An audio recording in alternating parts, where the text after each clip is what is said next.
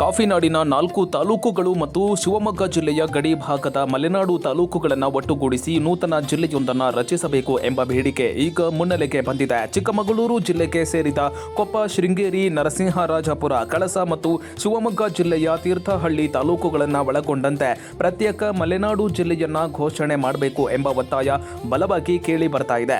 ಭೌಗೋಳಿಕ ಸವಾಲುಗಳು, ಸುದೀರ್ಘ ಪ್ರಯಾಣದ ಆಡಳಿತಾತ್ಮಕ ಅಡೆತಡೆಗಳು ಹಾಗೂ ಸಾಂಸ್ಕೃತಿಕ ಏಕರೂಪತೆ ಈ ಪ್ರತ್ಯೇಕ ಜಿಲ್ಲೆಯ ಬೇಡಿಕೆಗೆ ಬಲ ತುಂಬಿವೆ.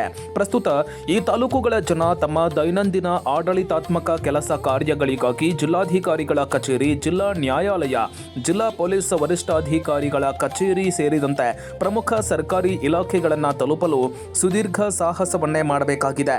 ಈ ತಾಲೂಕು ಕೇಂದ್ರಗಳಿಂದ ಚಿಕ್ಕಮಗಳೂರು ಜಿಲ್ಲಾ ಕೇಂದ್ರವು ಸರಿಸುಮಾರು 100 ಕಿಲೋಮೀಟರ್ಗಳಿಗೂ ಹೆಚ್ಚು ದೂರದಲ್ಲಿದೆ. ದಟ್ಟ ಅರಣ್ಯ, ಕಡಿದಾದ ರಸ್ತೆಗಳು ಹಾಗೂ ಅಪಾಯಕಾರಿ ತಿರುವುಗಳಿಂದ ಕೂಡಿದ ಹಾದಿಯಲ್ಲಿ ಸಾಗಿ ಜಿಲ್ಲಾ ಕೇಂದ್ರ ತಲುಪಲು ಕನಿಷ್ಠ 3 ರಿಂದ 3.5 ಗಂಟೆಗಳ ಕಾಲ ಪ್ರಯಾಣಿಸಬೇಕಾದ ಅನಿವಾರ್ಯತೆ ಇದೆ. ಇದರಿಂದಾಗಿ ಸಾಮಾನ್ಯ ಜನ, ರೈತರು ಹಾಗೂ ತುರ್ತು ಸೇವೆ ಹುಡುಕಿ ಹೋಗುವವರು ತೀವ್ರ ತೊಂದರೆ ಅನುಭವಿಸುತ್ತಿದ್ದಾರೆ. ಮುಖ್ಯವಾಗಿ ಚಿಕ್ಕಮಗಳೂರು ಏನು ಜಿಲ್ಲೆ ಇದೆ, ಇಲ್ಲಿಂದ ಅಲ್ಲಿಗೆ ತುಂಬಾ ದೂರ ಇದೆ. ಸುಮಾರು 92 ಕಿಲೋಮೀಟರ್ ದೂರ ಇದೆ. ಅದರಿಂದ ನಮಗೆ ಜಿಲ್ಲಾ ಕೇಂದ್ರ ಒಂದು ಇಲ್ಲಿ ಆಗ್ಬೇಕಂತ ನಮ್ಮ ಇಲ್ಲೆಲ್ಲ ನಾಗರಿಕ ಒಕ್ಕೂರಣ ಬೇಡಿಕೆ ಇದೆ.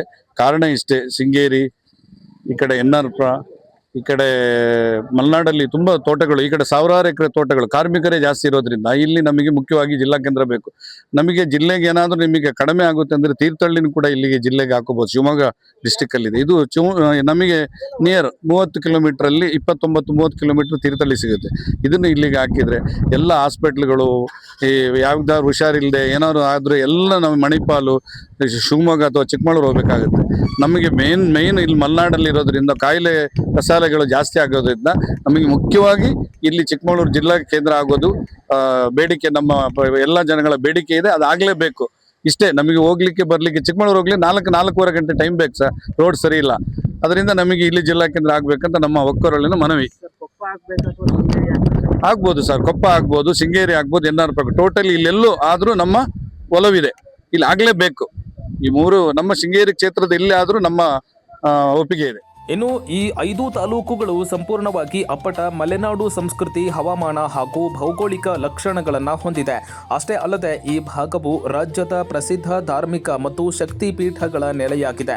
ಬಾಳೆಹೊನ್ನೂರಿನ ರಂಭಾಪುರಿ ಪೀಠ, ಶೃಂಗೇರಿ ಶಾರದಾಂಬೆ ಸನ್ನಿಧಿ ಜೊತೆಗೆ ಹೊರನಾಡಿನ ಅನ್ನಪೂರ್ಣೇಶ್ವರಿ ದೇವಾಲಯಗಳು ಇದೇ ವ್ಯಾಪ್ತಿಗೆ ಒಳಪಡುತ್ತವೆ.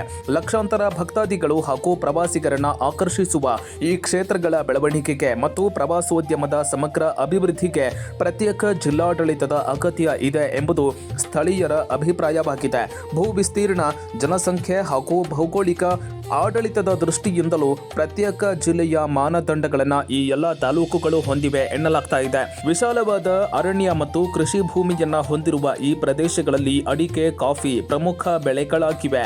ಈ ಎಲ್ಲ ತಾಲೂಕುಗಳ ಕೃಷಿ ಸಂಬಂಧಿತ ಸಮಸ್ಯೆಗಳು, ನೆರೆ ಹಾಗೂ ಭೂಕುಸಿತದಂತಹ ನೈಸರ್ಗಿಕ ವಿಕೋಪಗಳ ಸವಾಲುಗಳು ಒಂದೇ ಸ್ವರೂಪದ್ದಾಗಿದೆ. ಹೀಗಾಗಿ ಪ್ರತ್ಯೇಕ ಜಿಲ್ಲೆ ಆದಲ್ಲಿ ಮಲೆನಾಡಿನ ವಿಶಿಷ್ಟ ಸಮಸ್ಯೆಗಳಿಗೆ ತ್ವರಿತವಾಗಿ ಸ್ಪಂದಿಸಲು ಜಿಲ್ಲಾ ಮಟ್ಟದ ಅಧಿಕಾರಿಗಳಿಗೆ ಸುಲಭ ಆಗಲಿದೆ ಎಂಬುದು ಜನರ ಅಭಿಪ್ರಾಯ.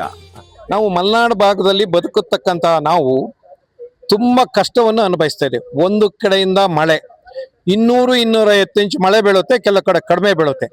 ನಮಗೆಲ್ಲದರಲ್ಲೂ ತೊಂದರೆ. ನಾವು ಒಂದು ತಾಲೂಕು ಆಫೀಸಿಗೆ ಬರ್ಬೇಕಂದ್ರೆ ಒಂದು ತಾಲೂಕು ಆಫೀಸಿಗೆ ನಾವು ಹೆಚ್ಚು ಕಡಿಮೆ 40-50 ಕಿಲೋಮೀಟರ್ ದೂರದಿಂದ ನಾವು ಕೊಪ್ಪ ತಾಲೂಕಿಗೆ ಬರಬೇಕು. ಶೃಂಗೇರಿ ತಾಲೂಕು ಅನ್ನತಕ್ಕಂಥ ಸ್ವಲ್ಪ ಸಣ್ಣದಿದ್ರು ಸಹಿತ ಎನ್ನಾರ್ಪುರ ತಾಲೂಕು ಇರೋದಕ್ಕೂ ನಮ್ಮ 3 ತಾಲೂಕು ಸೇರಿಸಿದ್ರು ಒಂದು ಕಡೆಯಿಂದ ಒಂದು ಕಡೆ ಹೋಗ್ಬೇಕಂದ್ರೆ 100-150 ಕಿಲೋಮೀಟರ್ ಆಗುತ್ತೆ. ಸೊ 150 ಕಿಲೋಮೀಟರ್ ಆಗುತ್ತೆ. ಆಮೇಲೆ ಮೈಸೂರು ಟು ಬೆಂಗಳೂರು ಹೋಗೋದಾದ 150 ಕಿಲೋಮೀಟರ್. ಅದರೊಳಗಡೆ ಎಷ್ಟು ಕ್ಷೇತ್ರ ಬರುತ್ತವೆ ಅಂತ ನಿಮ್ಗೆ ಗೊತ್ತಿರ್ತದೆ. ಆದ್ರೆ ಈ 3 ತಾಲೂಕು ಅಕ್ಕಪಕ್ಕದ ತಾಲೂಕುಗಳು, ಒಂದು ಕಳಸ ತಾಲೂಕು ಆಗಿದೆ, ಮತ್ತೊಂದು ತೀರ್ಥಹಳ್ಳಿ ತಾಲೂಕು ಆಗಿದೆ. ಇವನ್ನ ಸೇರಿಸಿ ಒಂದು ಜಿಲ್ಲಾ ಕೇಂದ್ರ ಮಾಡಿ ಅಂತ ಅನ್ನತಕ್ಕಂಥ ಒಂದು ಬೇಡಿಕೆಯನ್ನು ನಾವು ರಾಜ್ಯ ಹಾಗೂ ಕೇಂದ್ರ ಸರ್ಕಾರ, ರಾಜ್ಯ ಸರ್ಕಾರ ಕಳಿಸ್ಲಿ, ಕೇಂದ್ರ ಸರ್ಕಾರ ಮಾಡಬೇಕು ಅನ್ನತಕ್ಕಂಥ ಒಂದು ವಿಚಾರಗಳನ್ನು ನಾವು ಇಟ್ಕೊಂಡು ನಾನು ಇಲ್ಲಿ ಇವತ್ತು ನಿಮ್ಮ ಮುಂದೆ ಇದೊಂದು ಅಹವಾಲುಗಳನ್ನ ಇಡ್ತಾ ಇದೀವಿ ಅಂತ ಹೇಳ್ತಾ ನಾನು ಮಾತನ್ನು ಮುಗಿಸ್ತೇನೆ. ಒಟ್ಟಾರೆ ಭೌಗೋಳಿಕ ವೈಶಿಷ್ಟ್ಯ, ಆಡಳಿತಾತ್ಮಕ ಅನುಕೂಲತೆ, ಮಲೆನಾಡಿನ ಸಾಂಸ್ಕೃತಿಕ ಏಕತೆ ಹಾಗೂ ಅಭಿವೃದ್ಧಿಯ ದೃಷ್ಟಿಯಿಂದ ಪ್ರತ್ಯೇಕ ಮಲೆನಾಡು ಜಿಲ್ಲೆ ರಚಿಸುವ ಬೇಡಿಕೆ ಕೇಳಿ ಬಂದಿದೆ. ಜನರ ಕನಸಿಗೆ ಸರ್ಕಾರ ಸ್ಪಂದಿಸಿ ಹೊಸ ಜಿಲ್ಲೆಯ ಘೋಷಣೆ ಮಾಡುತ್ತಾ ಅಥವಾ ಈ ಬೇಡಿಕೆ ಕೇವಲ ಚರ್ಚೆಗೆ ಮಾತ್ರ ಸೀಮಿತ ಆಗುತ್ತಾ ಎಂಬುದು ಕಾದು ನೋಡಬೇಕಾಗಿದೆ. Danny, public next, Chikkamagaluru.